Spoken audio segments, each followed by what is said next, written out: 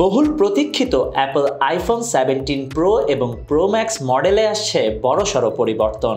একাধিক সূত্র সম্প্রতি ফাঁস হওয়া তথ্য অনুযায়ী এই প্রিমিয়াম স্মার্টফোনগুলোতে থাকছে ভ্যাপর চেম্বার কুলিং প্রযুক্তি, যা হতে পারে অ্যাপলের জন্য একটি বড় টার্নিং পয়েন্ট।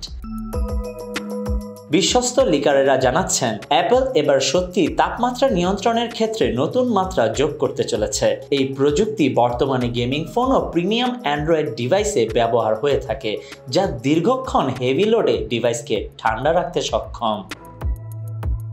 বর্তমানে আইফোনে তাপ নিয়ন্ত্রণে গ্রাফাইট প্যাড ব্যবহার করা হয়, তবে এটি দীর্ঘ সময়ের গেমিং বা 4K ভিডিও রেন্ডারিং এর মতো কাজের সময় যথেষ্ট নয়। ভেপর চেম্বার হলো একটি ধাতব সিল করা কেসিং এর মধ্যে তরল রাখার প্রযুক্তি।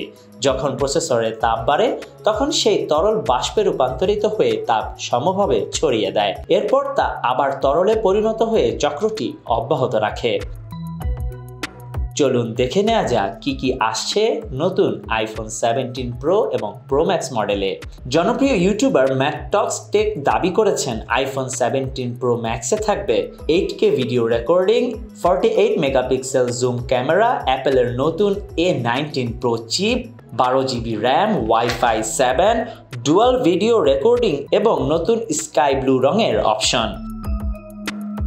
বিশ্বস্ত লিকার মাজিন বু জানিয়েছেন অ্যাপল এখনই শুধুমাত্র প্রো এবং প্রো ম্যাক্স মডেলেরই ভেপর চেম্বার টেস্ট করেছে, তাই সাধারণ আইফোন 17 বা আইফোন 17 এয়ার মডেলে এই ফিচার আসার সম্ভাবনা কম।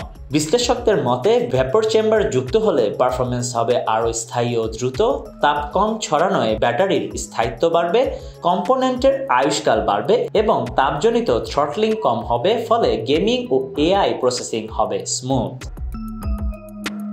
সবকিছু ঠিক থাকলে অ্যাপল তাদের নতুন আইফোন 17 সিরিজ সেপ্টেম্বর 2025-এ উন্মোচন করবে।